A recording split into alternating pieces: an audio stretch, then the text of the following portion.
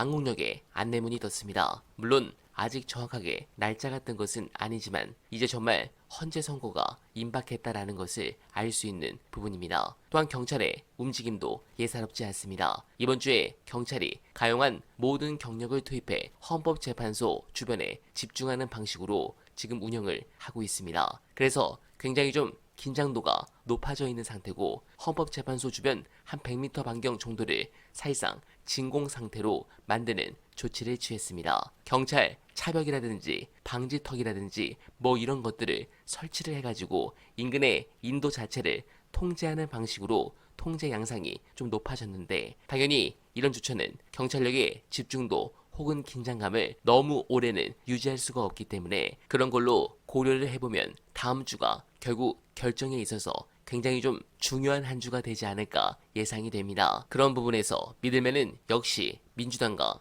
이 대표입니다. 플랜 B, C 모두 준비하고 있다는 것을 믿은 중요한 영상 보시고 여러분들의 솔직한 생각 댓글로 부탁드립니다. 저는 사실 언제나 BC 플랜을 생각해요. 기각될 경우, 불복할 경우 당연히 상정하죠. 그러나 그 가능성은 크진 않은데 만에 하나 그게 현실이 될 경우에는 어떻게 되겠습니까? 그렇다고 해서 그 경우를 대비해서 우리가 그걸 공개적으로 논의하면 문제가 되겠죠. 또 이 국방이 비슷한데 뭐 지금 예를 들면 당장 쳐 내려오거나 전면전이 벌어지거나 할 가능성이 크지 않잖아요. 그러나 그 가능성 아주 작은 가능성인데 그 가능성이 현실화될 경우에는 엄청난 문제가 발생하죠. 그래서 그 작은 가능성을 봉쇄하기 위해서 연간 70조 원에 가까운 돈을 쓰는 거 아닙니까? 수십만 명을 그 청춘을 불살라고 하면서 군대에 보내고 하는데 이 기각의 가능성을 최소화해야 되는 거죠. 첫 번째는. 그러니까 지금 개헌 얘기나 이런 데 빠져들면 이게 흐트러질 수가 있습니다. 가능성은 적다고 대체적으로 보지만 그의 가능성이 최소화되도록 0.0001%라면 0.00001%로 만들어야죠. 그래서 저희는 이 집중한다는 것이고요. 불복할 경우에 어떻게 할 거냐. 그건 저거와 비슷하죠. 저는 개헌을 할 거라고 확신했기 때문에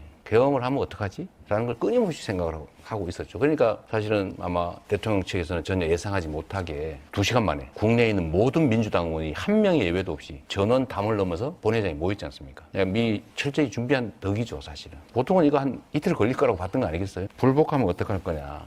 저희는 당연히 상정합니다. 그러나 그거를 뭐 대놓고 하면 국민적 혼란이 발생하니까 대비는 하는데 말하기는 좀 그렇다. 선거 후에 쉬지 않았어요. 쉬지 않고 계속 그야말로 정말 전력 질주해 온 겁니다. 그래서 대한민국 역사상 처음으로 국회에 대한 국민의 신뢰도가 40%를 넘었어요. 그 솔직히 여당 때문은 아니거든요. 네, 공감합니다. 벌써 잠을 제대로 못 자고 넘어간 지 일주일이 넘었습니다. 윤석열에게 일상을 뺏기고 평온을 뺏긴 자리에 화병이 들어섰습니다. 그게 어디 저만 그렇겠습니까?